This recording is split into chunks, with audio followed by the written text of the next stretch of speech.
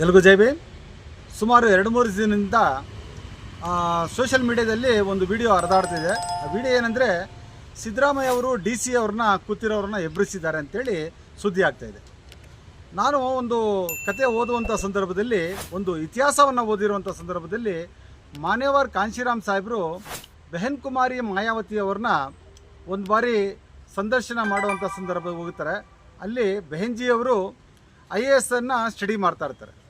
ಆಗ ಮಾನ್ಯವಾರ್ ಕಾಂಶಿರಾಮ್ ಸಾಹೇಬರು ಕೇಳ್ತಾರೆ, ನೀವು ಓದ್ತಾ ಇದ್ದೀರಲ್ಲ, ಓದಿ ಏನಾಗಬೇಕು ಅಂದ್ಕೊಂಡಿದ್ದೀರಿ ನೀವು ಅಂದರೆ, ನಾನು ಓದ್ಬಿಟ್ಟು DC ಆಗಿ ಬಡವರಿಗೆ ಸೇವೆ ಮಾಡಬೇಕಂತೇಳಿ ಬೆಹನ್ ಕುಮಾರಿ ಮಾಯಾವತಿ ಅವ್ರು ಹೇಳ್ತಾರೆ. ಆಗ ದಾದಾ ಸಾಹೇಬ್ ಕಾಂಶಿರಾಮ್ ಸಾಹೇಬರು ಒಂದು ಮಾತು ಹೇಳ್ತಾರೆ, ನೀವು DC ಆಗಿದ್ದರೂ ಕೂಡ ನೀವು ಬಡವರಿಗೆ ಒಳ್ಳೇದು ಮಾಡೋಕ್ಕಾಗಲ್ಲ. ಯಾಕೆಂತೇಳಿದ್ರೆ ಅಲ್ಲಿ ನಿಮ್ಮ ಮೇಲೆ ಅಧಿಕಾರಿಗಳು ಬೇರೆ ಇರ್ತಾರೆ, MLA MP ಮುಖ್ಯಮಂತ್ರಿ ಎಲ್ಲ ಬರ್ತಾರೆ. ನೀವು ನನ್ನ ಜೊತೆ ಬನ್ನಿ, ನಾನು ನಿಮಗೆ ಮುಖ್ಯಮಂತ್ರಿ ಸ್ಥಾನವನ್ನು ಕೊಡಿಸ್ತೀನಿ, ನಿಮ್ಮ ಕೆಳಗಡೆ 30-40 DC ಇರುವ ಥರ ನಾನು ಮಾಡ್ತೀನಿ ಬನ್ನಿ ಅಂತ ಕೇಳ್ತಾರೆ. ಅದು ಹೇಳಿದ ಮಾತನ್ನು ಚಾಚು ತಪ್ಪದೆ ಮಾಡಿದಂಥ ಈ ಇಡೀ ಇತಿಹಾಸದಲ್ಲಿ, ಇಡೀ ಭಾರತ ದೇಶದಲ್ಲಿ ಯಾರಾದರೂ ಇದ್ದರೆ ಅವರು ಮಾನ್ಯವಾರ್ ಕಾಂಶಿರಾಮ್ ಸಾಹೇಬರು. ಮಾನ್ಯವಾರ್ ಕಾಂಶಿರಾಮ್ ಸಾಹೇಬರು ಒಬ್ಬರೇ ಆ ಥರ ಮಾಡಿದ್ದು, ಹೇಳಿದ್ದ ಮಾತನ್ನು ಕರೆಕ್ಟಾಗಿ ಮಾಡಿದ್ದು.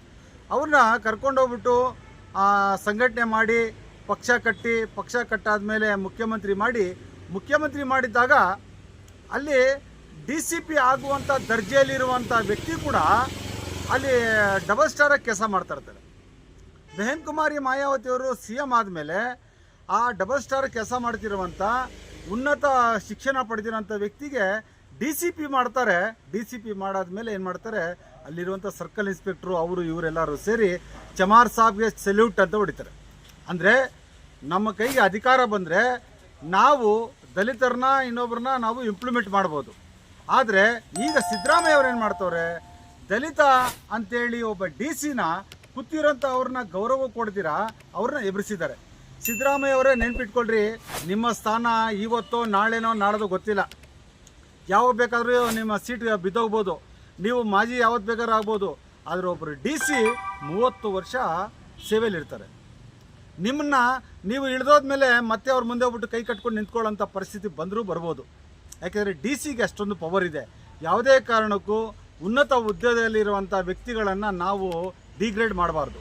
ಅವ್ರು ಕೂತಿರಲಿ ಬಿಡಿ, ಎಂಥವರು ಕೊಲೆ ಸುಲಿಗೆ ಮಾಡಿರೋರೆಲ್ಲ MLA ಆಗಿ ನಿಮ್ಮ ಪಕ್ಕದಲ್ಲಿ ಕೂತ್ಕೊಂತವ್ರೆ, ಕೋಟ್ಯಾಂತರ ರೂಪಾಯಿ ಲೂಟಿ ಮಾಡಿರೋರೆಲ್ಲ ನಿಮ್ಮ ಪಕ್ಕದಲ್ಲಿ ಕೂತ್ಕೊಂತವ್ರೆ. ಅಂಥವ್ರನ್ನ ನೀವು ಕಳಿಸ್ಲಿಲ್ಲ. ಆದರೆ IAS ಪಾಸ್ ಮಾಡಿ ಕಷ್ಟಪಟ್ಟು ಓದ್ಕೊಂಡು ಬಂದು ಒಬ್ಬ ದಲಿತ ಪಕ್ಕದಲ್ಲಿ ಕೂತಿದ್ದಾನಂತೇಳಿ ನಿಮಗೆ ಮನಸ್ಸಿಗೆ ಒಪ್ಪಲಿಲ್ಲ ಅಂತಾರೆ. ಸಿದ್ದರಾಮಯ್ಯ ಅವರೇ, ನೀವೆಂಥ ಜಾತಿವಾದಿಗಳಂತೇಳಿ ಗೊತ್ತಾಗುತ್ತೆ. ನೀವು ಅರ್ಥ ಮಾಡ್ಕೊಡ್ರಿ. ಈಗ ನೀವು ಪ್ರೆಸೆಂಟ್ CM, ನಾಳೆ DK ಶಿವಕುಮಾರ್ ಏನಾದರೆ ನೀವು ಮಾಜಿ, ನಿಮ್ಗೇನಾದರೂ ಕೆಲಸ ಆಗಬೇಕಾದ್ರೆ ಅದೇ DC ಹತ್ರ ಹೋಗಿ ಕೈ ಕಟ್ಕೊಂಡು ನಿಂತ್ಕೊಂಡು ಕೆಲಸ ಮಾಡಿಸ್ಕೋಬೇಕಾಗಿದೆ. ಗೊತ್ತಾಗುತ್ತಾ? IASಗೆ ಅಷ್ಟೊಂದು ಪವರ್ ಇದೆ. ಯಾವುದೇ ಕಾರಣಕ್ಕೂ ನೀವು ಈ ಥರ ಜಾತಿವಾದಿಗಳಂತೇಳಿ ಯಾರಿಗೂ ಗೊತ್ತಿರಲಿಲ್ಲ, ಇತ್ತೀಚೆಗೆ ಗೊತ್ತಾಗ್ತಾ ಇದೆ. ನೀವು ತಿಳ್ಕೊಬೇಕಾಗಿರೋದು ಅಹಿಂದ ನಾಯಕ ನೀವು ಅಂತ ಹೇಳ್ತೀರಲ್ಲ, ಅಹಿಂದ ನಾಯಕ ಹೆಂಗಿರ್ಬೇಕನ್ಬಿಟ್ಟು ಮಾನ್ಯವಾರ್ ಕಾಂಶಿರಾಮ್ ಸಾಹೇಬ್ರನ್ನ ನೋಡಿ ಕಲೀರಿ. ನೀವು ಸುಮ್ಮನೆ ಜಂಬದಿಂದ ಮಾತಾಡಿದ ತಕ್ಷಣ ಇವ್ರನ್ನ ರೇಗಿಸಿದ ತಕ್ಷಣ ಕೆಲಸಗಳಾಗಲ್ಲ. ನೀವೆಲ್ಲರನ್ನೂ ಜೊತೆಯಲ್ಲಿ ಕರ್ಕೊಂಡೋದ್ರೇ ಒಬ್ಬ ಅಹಿಂದ ನಾಯಕ ಆಗ ಸಾಧ್ಯ ಆಗುತ್ತೆ. ಇಲ್ಲಾದರೆ ನೀವು ಏಕಾಂಗಿ ಆಗ್ತೀರಾ. ಸಿದ್ದರಾಮಯ್ಯವರೇ, ನೆನ್ಪಿಟ್ಕೊಡ್ರಿ, DCನ ಆ ರೀತಿ ಅವಮಾನ ಮಾಡಿದ್ದು ತಪ್ಪು. ಇನ್ನು ಮುಂದೆ ಆದರೂ ಯಾರನ್ನೂ ಮಾಡಬಾರ್ದು, ಯಾರನ್ನೂ ಅವಮಾನ ಮಾಡುವಂಥ ಕೆಲಸ ಮಾಡಬಾರ್ದು ಅಂತೇಳಿ ನಿಮಗೆ ಎಚ್ಚರಿಕೆ ಕೊಡ್ತಾ, ದಲಿತರಂದರೆ ಯಾರೂ ಗುಲಾಮರಲ್ಲ, ಈ ದೇಶದ ಮೂಲ ನಿವಾಸಿಗಳು. ಅವರು ಮನಸ್ಸು ಮಾಡಿದ್ರೆ ಪ್ರಧಾನಮಂತ್ರಿ ಆಗ್ತಾರೆ. ಆದರೆ ಅವ್ರಿಗೆ 420 ಕೆಲಸ ಮಾಡೋಕ್ಕೆ ಬರಲ್ಲ. ಅವ್ರು ಏನಿದ್ರು ಕೂಡ ತ್ಯಾಗ ಮಾಡುವಂಥ ಜನ. ತ್ಯಾಗ ಮಾಡುವಂಥ ಕೆಲಸ ಮಾಡಿದ್ದಕ್ಕಾಗಿಯೇ ಈ ಬಾರಿ ಮಾನ್ಯವಾರ್ ಕಾಂಶಿರಾಮ್ ಸಾಹೇಬರು ಬದುಕಿದ್ದಾಗಲೇ ಬೆಹನ್ ಕುಮಾರಿ ಮಾಯಾವತಿ ಅವ್ರನ್ನ 3 ಸಾರಿ CM ಮಾಡಿದ್ರು. ಅವ್ರು ಹೋದ್ಮೇಲೆ ಬಹುಮತದಿಂದ 1 ಬಾರಿ CM ಆದರು. ಇವತ್ತೆಲ್ಲ ನಾಳೆ ಪ್ರಧಾನಮಂತ್ರಿ ಆಗೋ ಚಾನ್ಸ್ ಸಿಗ್ಬೋದು ದಲಿತರಿಗೆ. ಹಾಗಂತೇಳಿ ನೀವು ದಲಿತರನ್ನ ಅವಮಾನ ಮಾಡೋದು ತುಂಬ ಖಂಡನೀಯ. ಇದನ್ನು ಸಿದ್ದರಾಮಯ್ಯ ಅವರಿಗೆ ಧಿಕ್ಕಾರ ಹೇಳ್ತಾ ನನ್ನ ಮಾತು ಮುಗಿಸ್ತೀನಿ. ಜೈ ಭೀಮ್, ಜೈ ಕಾಂಶಿರಾಮ್.